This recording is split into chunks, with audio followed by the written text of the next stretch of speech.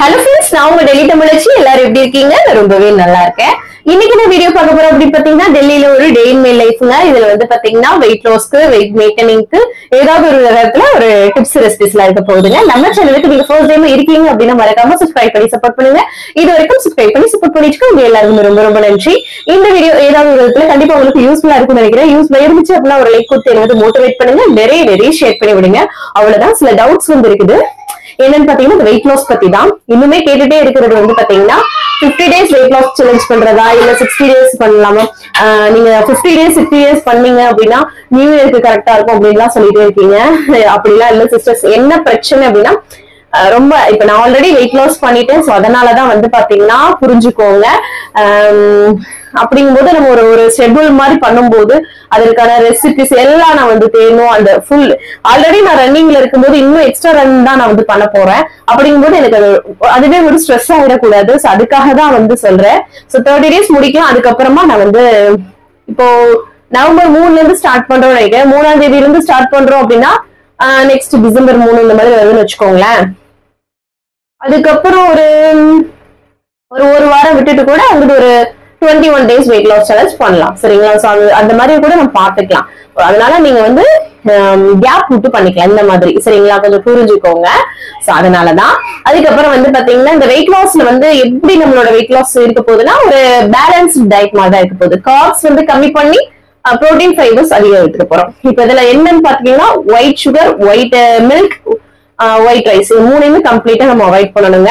சரிங்களா? ஒயிட் ரைஸ்க்கு பதிலாக மில்லட்ஸ் வகைகள் நிறைய விஷயங்கள் இருக்கு இல்லையா? ப்ரௌன் ரைஸ் அந்த மாதிரி எடுத்துக்கலாம். அதுக்கப்புறம் ஒயிட் சுகருக்கு பதிலாக நாட்டு சக்கரை எடுக்கிறேன், பனங்கற்கண்டு எடுக்கிறேன். இந்த மாதிரி எதுவுமே இருக்கக்கூடாது. சுகர்ல எந்த வகையான சுகர்னாலும் அது நல்லது கிடையாது தான். அதை வந்து எடுத்துக்க கூடாது. பால் குடிக்க கூடாதுங்க. பால், டீ, காஃபி இதெல்லாம் நோங்க.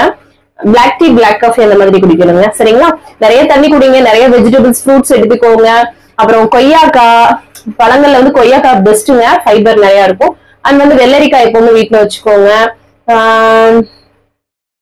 அப்புறம் ஸ்நாக்ஸ் ஏதாவது தேவைப்பட்டா மட்டும் எடுக்கணும். இல்லைன்னா மூணு டைமுக்கு நீங்க கரெக்டான ப்ரோட்டீன் ஃபைபர் எடுத்தாலே கரெக்டா இருக்கும். ஒரு நிமிஷம் போன் சாஞ்சிச்சு. புரோட்டீன் ஃபைபர் கரெக்டா எடுத்தாலே உங்களுக்கு கரெக்டா இருக்குங்க. அப்புறம் 1 hour கண்டிப்பா வந்து வாக்கிங் வந்து பண்ணணும்.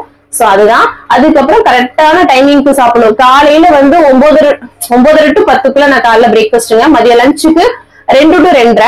அப்புறம் நைட்டு டின்னருக்கு வந்து 6 to 7. சரிங்களா? இதுக்குள்ள எடுக்கணும். டின்னர் எப்பவுமே இந்த 6 to 7 கம்பல்சரி முடிச்சிடுங்க. அதுக்கப்புறம் எதுவுமே சாப்பிடக்கூடாது. கரெக்டா ப்ரோட்டீன்ஸ் எல்லாமே கரெக்டா நீங்க எடுக்கும்போது உங்களுக்கு பசி இருக்காது. அதுக்கப்புறம் தண்ணி குடிக்கிறது எல்லாமே பண்ணுங்க. அந்த டயத்துல தான் நமக்கு வெயிட் லாஸ் நடக்கும். சோ அதெல்லாம் புரிஞ்சுக்கோங்க. சரிங்களா?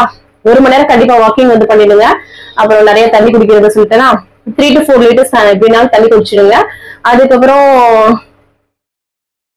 குவான்டிட்டி இப்ப நம்ம கரெக்டா புரோட்டீன் ஃபைபர் எடுக்கிறோம். குவான்டிட்டி அதிகமா எடுக்க கூடாதுங்க. கரெக்டான அளவு நான் காட்டுவேன் பிளேட்ல அந்த மாதிரி எடுத்துக்கோங்க. சரிங்களா? இப்ப ஒரு வெஜிடபிள்ஸ் எடுத்துக்கிறீங்க அப்படின்னா கொஞ்சம் நிறைய, அதுல 2 வெஜிடபிள் எடுத்தீங்கன்னா இதுல பாதி 2. சோ அந்த மாதிரி பேலன்ஸ் பண்ணிக்கணுங்க. சரிங்களா? மில்லட் வகைகள் எடுத்துக்கிறோம் அப்படின்றதெல்லாம் மில்லட் ரைஸ்லயும் அதிகமா எடுத்துக்கூடாது. இவ்வளவு எடுத்துட்டாலே உங்களுக்கு கண்டிப்பா ஃபில்லிங்கா இருக்கும். சோ அந்த அளவே நமக்கு போதுமானது. சோ இன்னும் எக்ஸ்ட்ரா சாப்பிட தேவையில்லை. சோ என்னதுன்னா ஹெல்தியான விஷயத்தையும் அளவா சாப்பிட்டு குறைக்கிறதாக ஒரு ஹெல்தியான லைஃப் ஸ்டைல் வெயிட் லாஸ். சரிங்களா? சோ அதனால கவலைப்பட வேண்டாம். நிறைய பேர் பிசிஓடி இருக்கு, தைராய்டு இருக்குன்னு கவலைப்பட்டு இருக்கீங்க. எல்லாமே சரியாயிடும். எல்லா விஷயமே உங்களுக்கு நல்லதாவே நடக்கும்.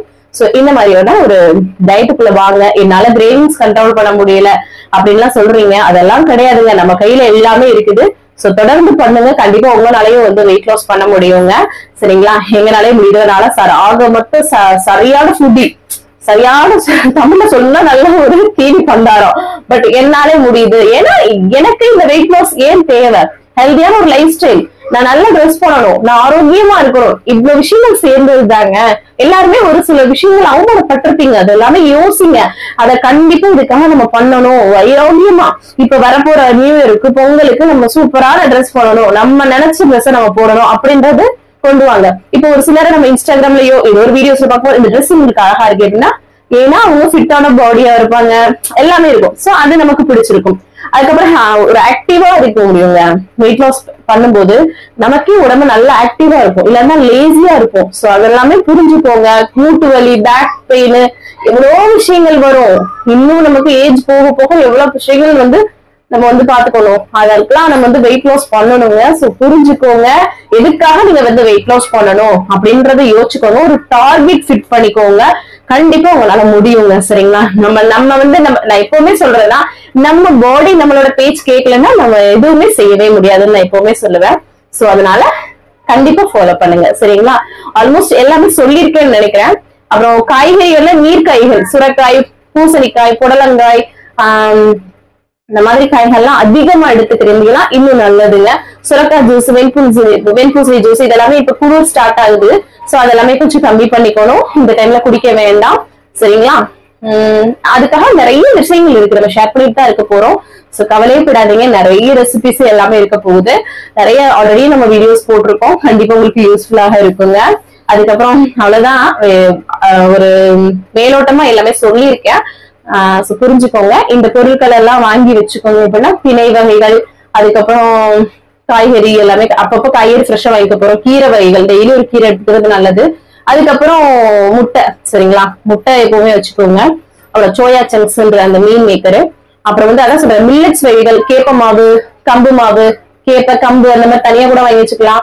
அதுக்கப்புறம் இந்த மில்லட்ஸ்ல உள்ள திணையோ இல்ல நிறைய பார்லி அரிசி இருக்கு இல்லையா, அது கருப்பு கவனி கொள்ளு கஞ்சி, எப்பவுமே கருப்பு கவனி கொள்ளு கஞ்சி எல்லாம் பண்ணி வச்சிட்டீங்கன்னா அது காலைல பிரேக்ஃபாஸ்ட்டுக்கு ஒரு பெஸ்ட் ஆப்ஷனா இருக்குங்க. சோ கண்டிப்பா ட்ரை பண்ணுங்க. சோ ரொம்ப ஈஸியா குறைச்சிடலாம். என்னெல்லாம் வந்துட்டு நான் வந்து ஈஸியா குறைச்சிடுவேன். ஆனா மெயின்டைன்ல தான் வந்து டஃபஸ்ட் விஷயம் இருக்குது. சரிங்களா? இப்ப நான் வந்து உங்களுக்கு ஐடியாஸ் கொடுக்கறதுனால டெய்லியும் நான் வந்து ஒரு ரெசிபி செய்யணும், அதுதான் எனக்கு டஃப். பட் உங்களுக்கு எல்லாம் காலைல பிரேக்ஃபாஸ்ட் கருப்பு கவனி கொள்ளு கஞ்சின்னு ஒரு ஃபிட் பண்ணிக்கலாம். அந்த மாதிரி ஒண்ணு பண்ணிட்டு நீங்க சூப்பரா குறைச்சிக்கலாம். சரிங்களா?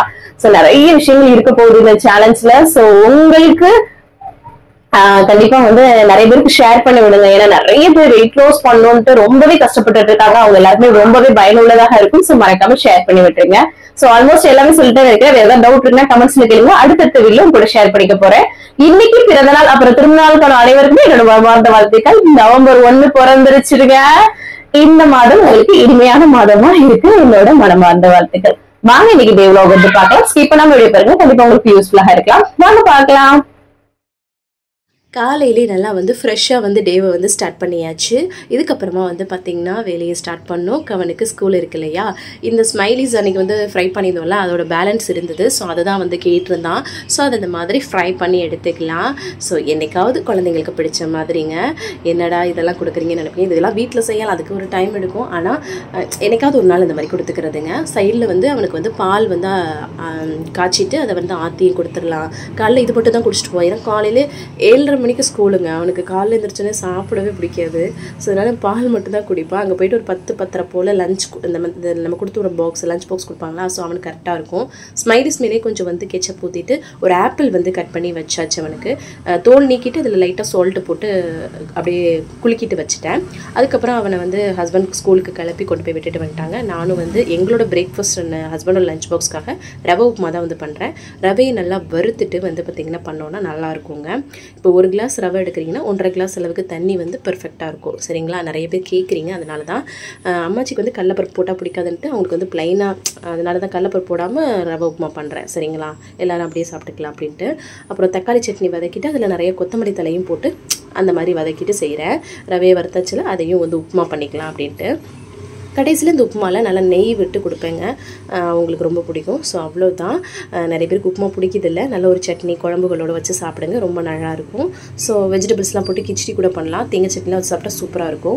காஃபி சைடில் போட்டுட்டு அப்புறம் சட்னியும் ரெடி ஆகிடுச்சா, அம்மாச்சிக்கு எல்லாமே வச்சு பேக் பண்ணி கொண்டு போய் கொடுத்துட்டு வந்துட்டு ஹஸ்பண்டோட லஞ்ச் பாக்ஸ்க்கும் உப்புமா சட்னி வச்சு பேக் பண்ணியாச்சு. இங்கே உள்ள நார்த் இந்தியன்ஸ்க்கு நம்மளோட உப்புமா சட்னி கூட அவ்வளோ பிடிக்கும். ஸோ அதனால தான் வந்து பேக் பண்ணி கொடுக்குறதுங்க.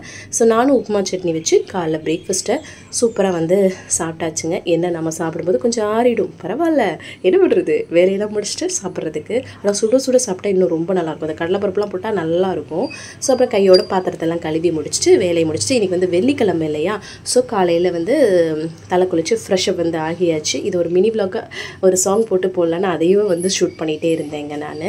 ஸோ விளக்கு வந்து கழுவ மறந்துட்டேன். ஸோ அதை தான் வாஷ் பண்ணிவிட்டு, அதை வந்து நாளே கழுவிடணும்னு சொல்லுவாங்க. ஸோ இன்றைக்கி என்ன பண்ணுறதுன்ட்டு அப்புறம் வந்து வாஷ் பண்ணிவிட்டு பண்ணிவிட்டு நல்லா பொட்டெல்லாம் வச்சு மாடிக்கு எடுத்துகிட்டு போயாச்சு. கொஞ்சம் பூ பூத்திருந்தது, அதையும் எடுத்துகிட்டு நல்லா சாமிக்கு வந்து சூப்பராக போட்டு அலங்காரம் பண்ணிடலாம் அப்படின்ட்டு நல்லா பண்ணிவிட்டேன். சரி அதுக்குள்ளே வந்து டக்குன்னு தலையை காய வச்சிடலாம், ஏன்னா குளிர் ஸ்டார்ட் ஆகிடுச்சு. கொஞ்சம் இங்கே ட்ரையர் போட்டால் தான் இனிமேல் சாத்தியமாகும். ஸோ அதனால் போட்டு விட்டுட்டு அப்புறமா வந்து அன்றைக்கி வந்து அதாவது அந்த கந்தசஷ்டி பூஜை முடியும் போது ஹஸ்பண்ட் வந்து பூ கொஞ்சம் வாங்கிட்டு வந்தாங்க. அதை ஃப்ரிட்ஜில் வந்து வச்சுருந்தேன். ஸோ அதை கொஞ்சம் எனக்கு கொஞ்சம் கட் பண்ணி வச்சுட்டு மித்ததெல்லாம் சாமிக்கு வச்சிடலாம் அப்படின்னு சொல்லிட்டு அப்புறம் கதம்ப பூவும் வாங்கிட்டு வந்திருந்தாங்க. பூவை வச்சு ஆட்டாட்டுன்னு ஆட்டிகிட்ருக்கேன் பாருங்களேன். அது வச்சாலே ஒரு சந்தோஷம்தான்.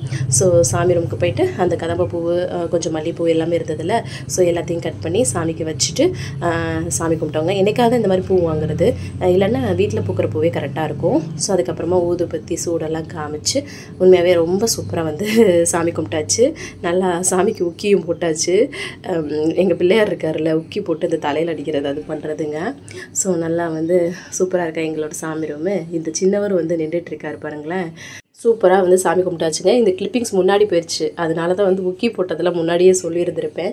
ஸோ கொஞ்சம் அட்ஜஸ்ட் பண்ணிக்கோங்க. அப்புறமா வந்து இவர் எனக்கு தீபாவளி எனக்கு தொட்டு வைக்கிறாரா, அவருக்கும் வச்சுட்டு மூஞ்சி ஃபுல்லாக என்ன இருக்குதுன்னு பார்ப்பீங்க, துண்ணூரை தான் அப்படி அடித்து வச்சுருக்கா. நம்மளோட வெத்தலை கொடி எவ்வளோ அழகாக இருக்குது பார்த்தீங்களா, சூப்பராக இருக்குல்ல. சூப்பராக வந்து சாமி கும்பிட்டாச்சு. கீழே வந்தாச்சு. ஒரு 11 மணி ஆயிடுச்சுனாவே அம்மாச்சிக்கு டீ காஃபி கொடுப்போம் இல்லையா. ஸோ டீ காஃபி போடுறதுக்கு இன்றைக்கி வந்து காஃபி தான் போட்டு அவங்களுக்கு கொண்டு போய் கொடுத்துட்டு வந்துட்டு அப்புறம் லஞ்ச் ப்ரிப்ரேஷன் வந்து ஸ்டார்ட் பண்ணோம் இல்லையா, அதை தான் வந்து எடுத்துகிட்டு இருந்தேன். என்ன பண்ணலான்னு யோசிச்சுட்டு இருக்கும்போது என்ன பண்ணலான்னு யோசிச்சுட்டே இருந்தேன். அப்புறம் சுரக்காய் இருந்தது. ஏன்னா டைம் இன்றைக்கி வந்து அது க்ளீனிங்லேயே நிறைய போயிடுச்சுங்க.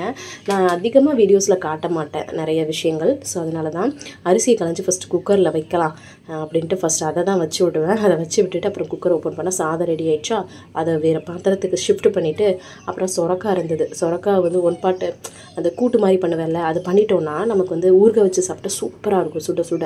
அது மாதிரி பண்ணிடலான்ட்டு இந்த தமிழ்ச்செல்வி பாட்டு இருக்கு இல்லையா, அதை வந்து நல்லா போட்டு விட்டாச்சுங்க. செம்மையாக இருக்கும் இந்த பாட்டெலாம் எனக்கு கேட்குறதுக்கு. செம்மையாக பாட்டு கேட்டுகிட்டே வந்து சமையல் பண்ணிகிட்டு இருந்தேன். அதுக்கப்புறமா வந்து பார்த்திங்கன்னா இங்கே பாருங்கள் எல்லாமே கட் பண்ணி வச்சுட்டேன் காய்கறி. ஸோ இதை டக்குன்னு ஒன் பாட்டாக பண்ண போகிறோம். அதுக்கு வந்து ஒரு குக்கரில் துவரம் பருப்பு எடுத்துருக்கிறேன். சரிங்களா, நீங்கள் எந்த பருப்பு வேணாலும் எடுத்துக்கலாம். துவரம் பருப்பு நல்லா வாஷ் பண்ணிக்கலாம். நல்லா அதை வாஷ் பண்ணிவிட்டு அதுக்கப்புறமா அதுக்கு வேகிற அளவுக்கு தண்ணி போட்டுக்கலாம். அதில் வந்து பூண்டு வந்து பொடியாக கட் பண்ணி சேர்த்துருக்கேன். சின்ன துண்டு புளி சேர்த்துருக்கிறேன். சரிங்களா, கூடவே வந்து வெங்காயம் வந்து பொடியாக கட் பண்ணி சேர்த்துருக்கிறேன். மிளகாவை வந்து கீரி போட்டிருக்கிறேன். அப்புறம் வந்து தக்காளி வந்து சேர்த்துக்கிறேன். சரிங்களா, பூண்டு நல்லா சேருங்க, ரொம்ப நல்லாயிருக்கும். அதுக்கப்புறமா வந்து நம்ம சுரக்காவை தோல் நீக்கிட்டு இந்த மாதிரி பொடியாக கட் பண்ணி வச்சுருக்கோம்ல, அதையும் வந்து குக்கரில் சேர்த்துச்சு. நம்ம வந்து இதில் வந்து மசாலாவுக்கு வந்து இந்த சாம்பார் தூள் மட்டும் சேர்த்தோன்னா நல்லாயிருக்குங்க. அதை மட்டும் சேர்த்துட்டு கூடவே கொஞ்சம் மஞ்சத்தூளும் வந்து சேர்த்துக்கிறேன். காரத்துக்கு ஏற்ப நீங்கள் வந்து மசாலா சேர்த்துக்கலாம். சரிங்களா, ஸோ இது அப்படியே வந்து பார்த்திங்கன்னா தேவையான உப்பும் சேர்த்துச்சு நல்லா வந்து மிக்ஸ் பண்ணி விட்டுக்கலாம். அவ்வளோதாங்க. இதை அப்படியே நம்ம வந்து குக்கரில் ஒரு 2-3 விசில், உங்களோட குக்கரை பொறுத்த அளவுக்கு நீங்கள் வந்து விசில் விட்டு எடுத்துக்கலாம். ஸோ இந்த மாதிரி விசில் வந்ததுக்கப்புறம் ஓப்பன் பண்ணி பார்த்தா சூப்பராக ரெடி ஆகிடுக்கா. இதை வந்து நல்லா கரண்டியாலே இப்படி வந்து மசிச்சு விட்ற மாதிரி இது பண்ணிக்கோங்க. இன்னும் கூட வேகணும்னா நீங்கள் வந்து வேக வச்சுக்கலாம். இது எனக்கு கரெக்டாக இருக்கும். ஸோ அதுக்கப்புறம் இதுக்கு ஒரு தாளிப்பு கொடுத்தா தாங்க சூப்பராக இருக்கும். இப்படி பண்ணிகிட்டு இருக்கும்போதே அங்கே துணி மடித்து வைக்கலான்னு கொஞ்சம் அள்ளி போட்டு வச்சுருந்தேன். இவன் எப்படி ஏறி மட்டும் உட்காந்துருக்கான்னு பாருங்களேன். மேல் ரால ஏறி உட்காந்துருக்காங்க, கட்டில் மேலே ஏறி. இவனுங்களை வச்சுக்கிட்டு அதுக்கப்புறம் இந்த ஆளுக்கு வந்து ஒரு தாளிப்பு கொடுத்தாச்சு. கடுகு, சீரகம், பெருங்காயத்தூள், வரமிளகா, கருவேப்பிலெல்லாம் போட்டு தாளிச்சு கொட்டி நல்லா மிக்ஸ் பண்ணி விட்டாச்சு. சூப்பராக ரெடி ஆயிடுச்சு. அப்புறம் கவனும் வந்து ஸ்கூல்லேருந்து வந்துட்டார். இந்த பெரிய சொட்டுலாம் போட ஆரம்பிச்சிட்டார். அவருக்கு குளிர் வந்துருச்சு இல்லையா இங்கே, அதனால். அப்புறம் அம்மாச்சிக்கு ஊறுகாவோட அதை சுரக்காய் பருப்பு பண்ணாலும் கூட்டு எல்லாமே வச்சு கொண்டு போய் கொடுத்துட்டு வந்துட்டு ஊறுகாய் பாருங்களேன் செம்மையாக இருக்குங்க. இந்த மாதிரி தால் அதாவது பருப்பு வகை பண்ணிவிட்டு சுட சுட அந்த ஊறுகாய் கூட வச்சு சாப்பிடும்போது, இது கூட அப்பளம் இருந்தாலும் நல்லாயிருக்கும். சிம்பிளாக இருக்கும், ஆனால் டேஸ்ட் ரொம்ப நல்லாயிருக்கும். சூப்பராக வந்து பிள்ளைங்களுக்கும் ஊட்டி விட்டுட்டு நானுமே மதியம் லஞ்சை செம்மையாக வந்து சாப்பிட்டேங்க. அதுக்கப்புறமா வந்து பார்த்திங்கன்னா கையோட அந்த பாத்திரத்தை எல்லாம் கழுவி போட்டுட்டு அப்போ தான் வேலை முடியும் இல்லையா, அதை முடிச்சுட்டு வந்து இங்கே பாருங்களேன் துணி அள்ளி போட்டு வச்சுருந்தேன். ஏன்னா பசங்க கீழ் ராவாக இருக்குது அவனோடது, அவங்களாம் எடுத்து இந்த சின்ன வாண்டு தான் அவனாக எடுத்து லைட்டாக நினச்சிட்டா கூட அங்கே தூக்கி போட்டு வேறு எடுத்து மாற்றி மெஸ்ஸி பண்ணி விட்றாங்க. அதனால் சரி இப்படி விரிச்சுக்கிட்டு இருந்தால் சரியாக வராதுன்னு ஒரு கொண்டையை போட்டுட்டு பூவையும் அதையிலே வந்து நல்லா சொருகி வச்சுட்டு நம்ம வேலையை ஸ்டார்ட் பண்ண போகிறோம். டிவியில் நல்லா வந்து பார்த்திங்கன்னா போட்டு விட்டுட்டேன் விஜய் டிவி ஆன் பண்ணி விட்டேன். சீரியல் என்னென்னமோ ஓடிட்டு இருந்துச்சு. அதை பாட்டை பார்த்துக்கிட்டே வந்து மடித்து வச்சுட்டு இருந்தேங்க. அப்புறம் மிஷினில் போட்ட துணியும் வெளியில் வந்து காய போட்டுட்டேன். அப்புறமா வந்து இவனை பாருங்களேன் ரெடி ஆகிட்டே இருக்கான். ஏன்னா நான் அவனுக்கு டியூஷன் டைம் ஆச்சு. அதுக்கு முன்னாடி ஷார்ட்ஸ் எடிட்டிங்லாம் பண்ணிட்டு இருந்தேன்.